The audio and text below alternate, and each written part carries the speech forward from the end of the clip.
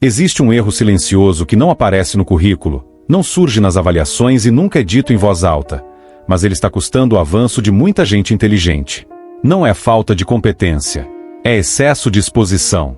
Pensar bem nunca foi o problema. O problema é mostrar isso cedo demais, do jeito errado, para as pessoas erradas. Enquanto você acredita que ser o mais lúcido da sala ajuda, o grupo começa a te enxergar como ameaça. E quando isso acontece, o jogo vira contra você sem aviso. Se essa ideia já te parece desconfortável, curta o vídeo agora, não por apoio, mas como um sinal de alerta. Você está prestes a enxergar o jogo que sempre foi jogado contra você. Grupos não funcionam com base em lógica. Funcionam com base em sensação. E a sensação mais perigosa dentro de qualquer grupo é a de inferioridade. Quando alguém parece mais inteligente, mais rápido ou mais lúcido em excesso, o grupo não admira, ele se defende. Não por estratégia consciente, mas por reflexo emocional. É por isso que pessoas medianas raramente geram rejeição, enquanto indivíduos brilhantes frequentemente geram resistência invisível. O erro não está em pensar diferente. Está em quebrar o equilíbrio emocional do ambiente.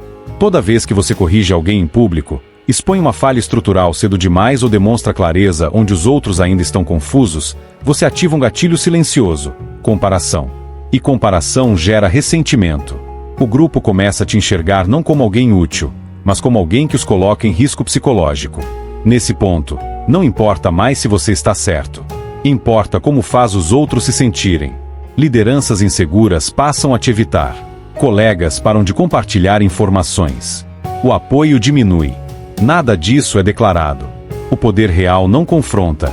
Ele esfria. E esse esfriamento custa projetos, convites e oportunidades. Aqui está a verdade desconfortável. O grupo prefere alguém previsível a alguém brilhante demais. Preferem quem confirma o status emocional deles, não quem o desafia. Se você já sentiu portas fechando sem entender exatamente o motivo, este não é um azar recorrente, é um padrão humano. E se essa explicação finalmente colocou sentido em experiências que você viveu e nunca conseguiu nomear, deixe um comentário com a palavra grupo. Não é para se expor, é para marcar, internamente, que você parou de se culpar e começou a entender. A sabotagem quase nunca é aberta. Ela não vem em forma de ataque direto, crítica explícita ou confronto público. Quando o grupo decide que você é intenso demais, inteligente demais ou difícil demais, a resposta é passiva, e exatamente por isso, eficaz. O isolamento começa pequeno. Você deixa de ser chamado para conversas informais. Opiniões deixam de ser solicitadas. Decisões passam a acontecer sem você. Esse é o efeito invisível. Ninguém precisa te derrubar. Basta parar de te puxar para cima. O ambiente aprende a funcionar sem a sua presença porque você passou a gerar tensão emocional. E tensão, mesmo silenciosa, é algo que grupos evitam instintivamente. É assim que carreiras começam a travar sem um único erro técnico registrado. O mais perigoso é que, por fora, tudo parece normal. Seu desempenho continua alto. Seus resultados seguem consistentes. Mas, por dentro, os canais se fecham. A informação chega tarde. O apoio desaparece. E quando algo dá errado, você está sozinho. A sabotagem silenciosa não cria inimigos declarados, cria ausência de aliados. Muitos inteligentes falham aqui porque procuram culpados externos ou tentam provar ainda mais seu valor. Isso só acelera o processo. Mostrar mais inteligência para um grupo que já se sente ameaçado não resolve. Aproxima o fim. Se, em algum momento da sua trajetória, você sentiu que ficou tecnicamente forte, mas socialmente isolado, isso não foi coincidência. Foi o mecanismo agindo. E se reconhecer esse padrão agora te poupa de repetir o erro adiante, compartilhe este vídeo com alguém que também vive sendo bom demais para o próprio bem. Não é exposição. É aviso estratégico. É aqui que a Lei 38 entra como uma lâmina fria. Pensar como quiser nunca foi o problema. O erro está em agir como se o mundo recompensasse autenticidade intelectual acima de estabilidade emocional. Não recompensa.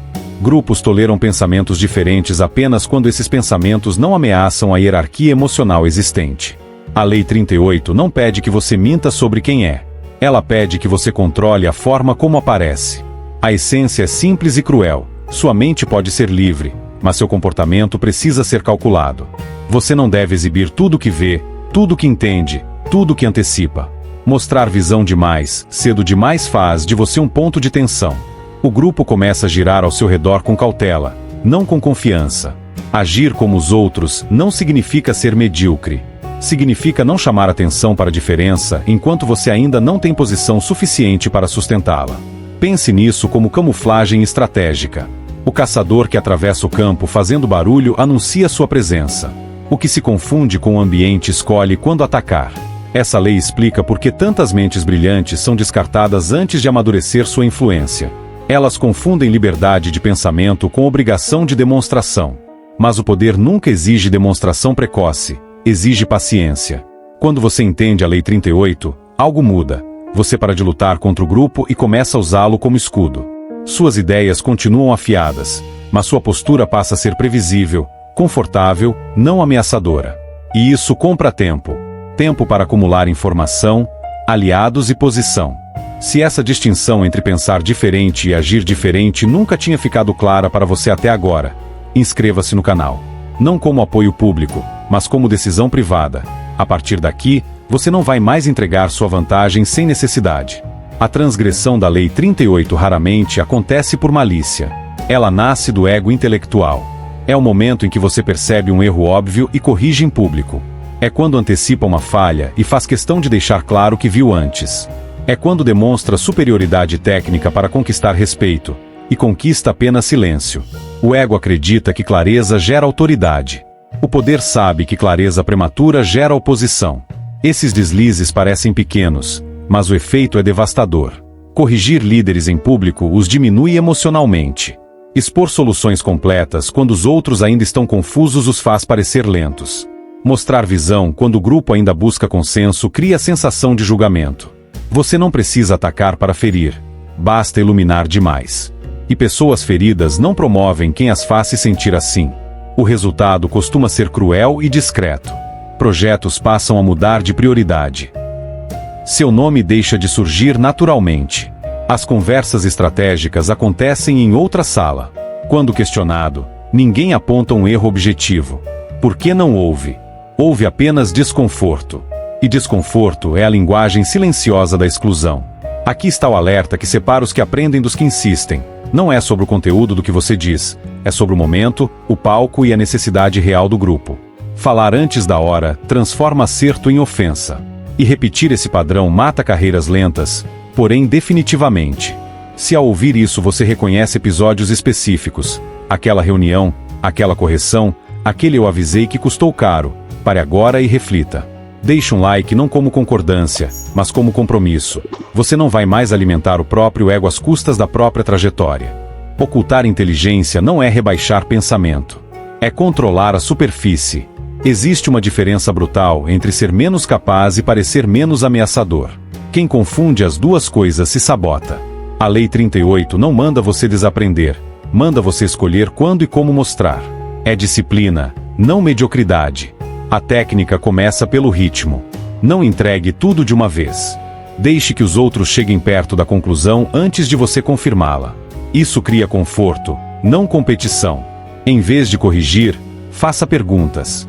Em vez de expor a solução completa, entregue partes que os ajudem a se sentir autores do avanço. O grupo protege aquilo que acredita ter construído. Outra regra é linguagem. Evite sinais de superioridade intelectual desnecessários. Termos técnicos, atalhos mentais e conclusões rápidas criam distância. Traduza. Simplifique. Dê tempo. Não porque os outros não entendem, mas porque ninguém gosta de ser lembrado disso. A inteligência que sobrevive é a que não humilha. Há também o controle de palco. Nem toda percepção precisa ser pública. Guarde suas leituras mais afiadas para conversas privadas, momentos certos, pessoas certas. Em público, alinhe. Em privado, direcione. Assim, sua vantagem deixa de gerar atrito e passa a gerar dependência. Aqui ocorre a virada estratégica. Quando você reduz a exibição do intelecto, o ambiente relaxa. Portas reabrem. Informações voltam a circular. Você não ficou menor, ficou mais perigoso, porque agora ninguém sente necessidade de se defender de você. Se essa distinção prática muda a forma como você fala, participa e se posiciona a partir de agora, comente controle. Não é para provar nada a ninguém. É para registrar, internamente, que você decidiu usar sua inteligência como ferramenta, não como bandeira. Existe um ponto em que a vantagem muda de lado. Ele acontece quando o grupo deixa de te ver como ameaça e passa a te ver como alguém comum. Esse é o momento em que o poder silencioso começa a operar. O subestimado não desperta inveja, não ativa defesas, não provoca comparações. E exatamente por isso, recebe mais liberdade. Pessoas falam mais perto dele. Erram na frente dele. Revelam intenções sem perceber. Quando ninguém te enxerga como perigo, o ambiente relaxa. Conversas deixam de ser medidas. Informações circulam com menos filtro. Decisões são comentadas antes de serem oficializadas. O subestimado vira depósito de dados. E dados, quando bem lidos, superam qualquer talento exibido. Enquanto os exibidos brigam por espaço, o subestimado observa padrões. Há uma ironia cruel aqui. Quem parece menos capaz costuma ter mais margem para errar e aprender. Já quem se apresenta como o mais lúcido passa a ser vigiado. Cada movimento é analisado. Cada falha é ampliada. Ser visto como brilhante demais reduz sua tolerância a erro. Ser visto como comum amplia seu campo de manobra. É nesse espaço que estratégias reais se formam. Você testa ideias discretamente. Ajusta rotas sem holofote. Constrói soluções longe do orgulho alheio. Quando o movimento aparece, ele já vem maduro, e ninguém sente necessidade de combatê-lo porque não percebeu a ameaça crescendo. O subestimado não convence. Ele chega pronto. E quando chega, parece inevitável. Se até aqui você vinha lutando para ser reconhecido e agora começa a entender o valor de ser ignorado no ego dos outros, faça uma pausa. Releia mentalmente sua postura recente. E se essa mudança de perspectiva já te dá vantagem imediata, compartilhe este vídeo com alguém inteligente que ainda se prejudica tentando parecer especial demais. Às vezes, o aviso salva anos. Pensar diferente em público é um luxo. E como todo luxo, ele vem depois. Antes disso, custa caro. A maioria erra o timing. Fala quando ainda depende do grupo. Confronta quando ainda precisa de aliados. Revela quando ainda não controla consequências. A Lei 38 não diz para calar para sempre. Diz para esperar a hora em que falar não gera reação defensiva. O momento certo tem sinais claros. Ele aparece quando sua posição já está protegida, quando sua ausência seria notada, quando sua contribuição é desejada, não tolerada. Antes disso, discordar publicamente não é coragem, é imprudência.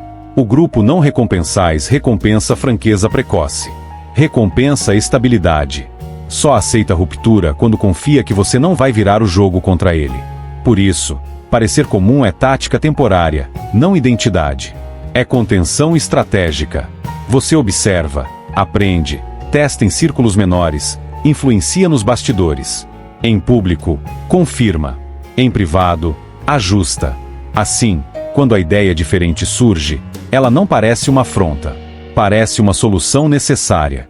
Essa disciplina reduz atritos desnecessários. Poupa energia. Evita batalhas que não pagam dividendos. E, sobretudo, preserva sua trajetória.